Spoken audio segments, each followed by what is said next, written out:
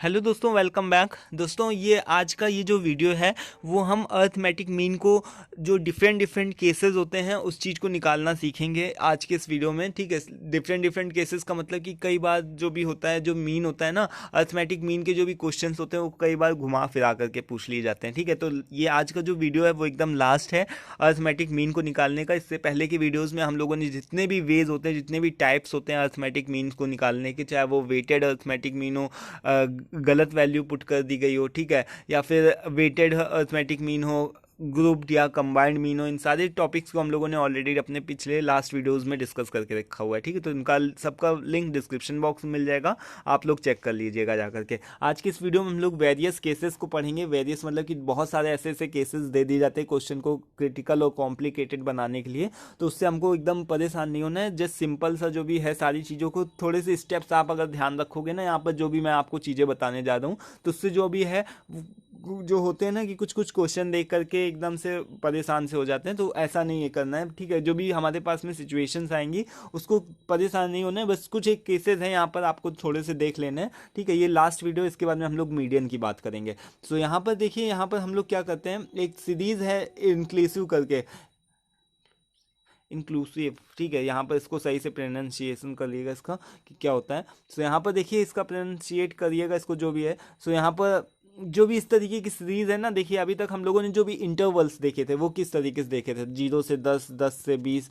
ठीक है, इस तरीके से हम लोगों ने कॉन्टिन्यूअस सीरीज में किस तरीके से इंटरवल्स देखे थे, इस तरीके से देखे थे ना, कि जिसमें से जो डिफरेंस होता है वो क्या होता है, इक्वल होता है। ठीक है, बट यहाँ पर हमारे पास में जो इंटरवल्स आप देख रहे हो वो किस तरीके का है, मतलब कि अनइक्वल है। देखो 2 से 7 दिया गया, अब यहाँ से 7 से होना चाहिए, जो भी 7 to जो भी आगे होना चाहिए वो उस तरीके से होना चाहिए। बट यहाँ पर देखो कि जो भी इनके बीच का डिफरेंस है वो तो 5 5 का है। ठीक है, बट यहाँ पर जी 2 to 7 है, बट यहाँ पर 8 से 13 है, बट जबकि यहाँ पर 7 होना चाहिए था। ठीक है, 7 से आप 12 लिख सकते थे।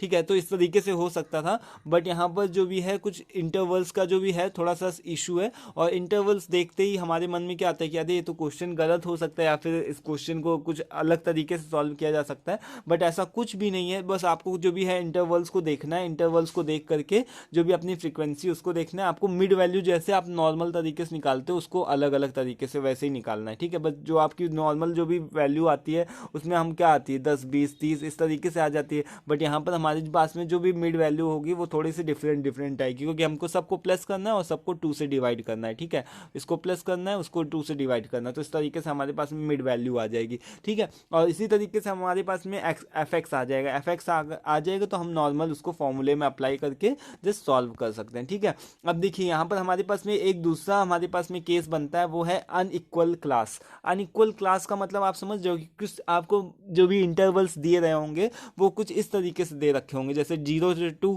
ठीक है, 2 से 5, 5 से 8, 8 से 10, 10 to 14, 14 to 15, यानी कि अनइक्वल है। यहाँ पर आप देख रहे हो इनके बीच का जो गैप है वो क्या है, अनइक्वल है। यानी कि 0 से 2 के बीच में गैप क्या है, 2 का है। 2 से 5 के बीच में गैप कितने का है, 3 का है।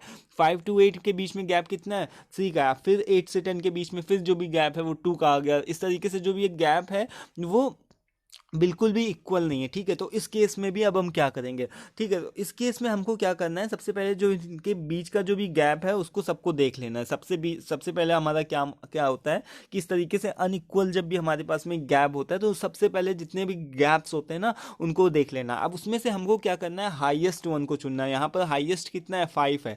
5 से ज़्यादा बड़ा तो कोई गैप है नहीं। ठीक है, तो 5 को हम क्या करेंगे, लेंगे और 5 को गैप करके हम लोग ये देखेंगे कि क्या इसमें हम लोग इस क्वेश्चन में हम लोग क्या इस तरीके से बना सकते हैं कि सभी सभी जितने भी इंटरवल्स हो के सभी वो 5 5 के हो जाए। देखो तो यहाँ पर 0 से 5 हो रहा है। ठीक है, 5 से 10 हो रहा है, 10 से 15 हो रहा है, 15 to 20 हो रहा है। ठीक है, तो इस तरीके से जितने भी गैप्स हैं हमको उनको क्रिएट करना है। उसको क्रिएट करने के लिए हम लोग क्या करेंगे, 0 से 5 को तो करेंगे, बट यहाँ पर उसकी जो भी फ्रीक्वेंसी होगी वो भी हमको क्या करना पड़ेगा, ऐड करना पड़ेगा। ठीक है, 0 से 5 करने के लिए 2 और 4 को हमको क्या करना पड़ेगा, प्लस। ठीक है, 5 से 10 करने के लिए हमको 7 और 8 को क्या करना पड़ेगा, प्लस करना पड़ेगा। ठीक है, 10 to 15 करने के लिए हमको क्या करना पड़ेगा, प्लस करना पड़ेगा। ठीक है, इस तरीके से हमको सारी चीज़ों को क्या करना है, यहाँ पर प्लस करना है। और यहाँ पर हमको हमारे पास में क्या आ जाएगा, हमारे पास में एक सिंपल सा इंटरवल आ जाएगा जिस तरीके से हमको करना है। इसके बाद में हम आगे के क्वेश्चन को सॉल्व ही कर सकते हैं। ठीक है, अब उसी तरीके से हमारे पास में एक यहाँ पर हम लोग देखते हैं एक और भी हमारे पास में केस आता है, इसका एक और भी एग्जांपल है। ठीक है, यहाँ पर से आप देख पा रहे हो कि यहाँ पर से जो भी है हमारे पास में गैप कितना है, इसमें 20 का, इसमें 30 का, इसमें 40, 50, 60, इस तरीके से हमारे पास में गैप है। ठीक है, तो अब हम यहाँ पर देखते हैं कि सबसे जो हाईएस्ट गैप है वो कितने का है, 60 का है। बट अगर हम चाहें कि यानी कि 0 से 60 कर लें तो वो नहीं पॉसिबल है ना, यहाँ पर 20 से 50 तक है, 60 तो कहीं है ही नहीं। ठीक है, तो उस केस में हमको क्या करना है, जो भी नॉर्मली हमारे पास में जिस तरीके से लिखा होगा वो लिखा होगा, और हमको क्या करना है ना, नॉर्मली हमको उसको उसी तरीके से लिखा रहने देना है, और नॉर्मल हमको क्या करना है, जिस जो भी है उसका